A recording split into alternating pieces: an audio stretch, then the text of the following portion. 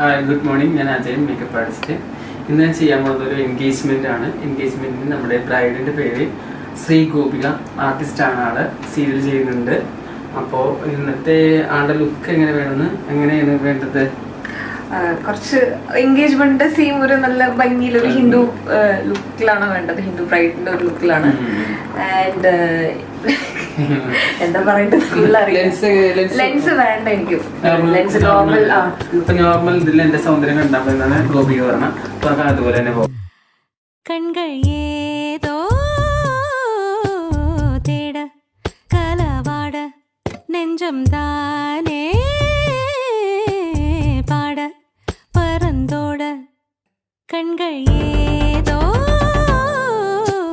തേട കലവാട നെഞ്ചം താ